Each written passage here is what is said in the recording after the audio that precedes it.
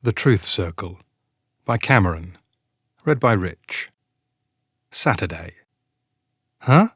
What is this place? It's the address on the brochure. This can't be it. Says so on the sign. Mystic Tours. I don't like the energy of this place. I can't believe I shelled out $900 for this.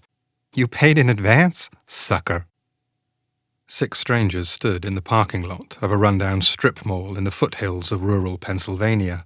The complex housed only 5 buildings, 2 of which, a boarded-up Blockbuster and a hardware shop whose sign had faded past the point of readability, were abandoned.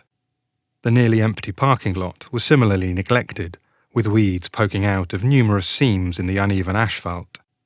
The morning sun still had yet to produce any real warmth, leaving the group chilled and anxious on this blustery day in mid-October. On the end of the row was a stucco-encrusted single-level building that looked like a repurposed convenience store.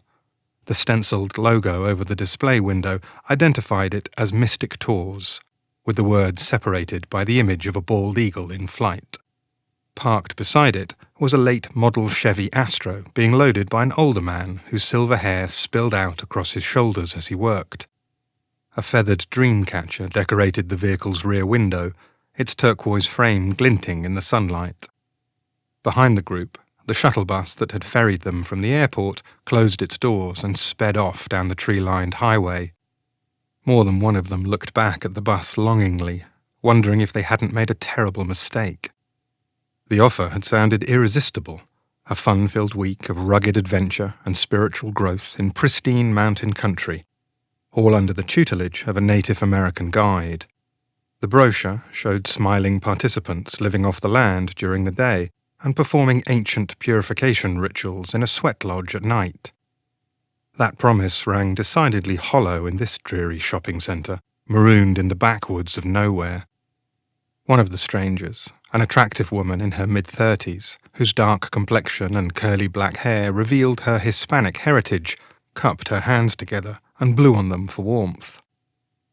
An older woman standing nearby, her taut face and frosted blonde hair said 50, but her prominent crow's feet and liver-spotted hands grudgingly admitted to 60, fished into her jacket, and offered a pair of expensive-looking calfskin gloves. The Latino woman gave a small smile of gratitude, but shook her head no. Behind the pair stood a small and wiry man whose open-toed sandals and long, flowing robes seemed better suited for a sultry summer night than a nippy autumn morning. He adjusted the tortoiseshell glasses on the bridge of his nose and flashed an uneasy grin at the man to his left, a surly-looking fellow sporting a woolen cowboy's cap and a serious case of sunburn. The smile was not returned.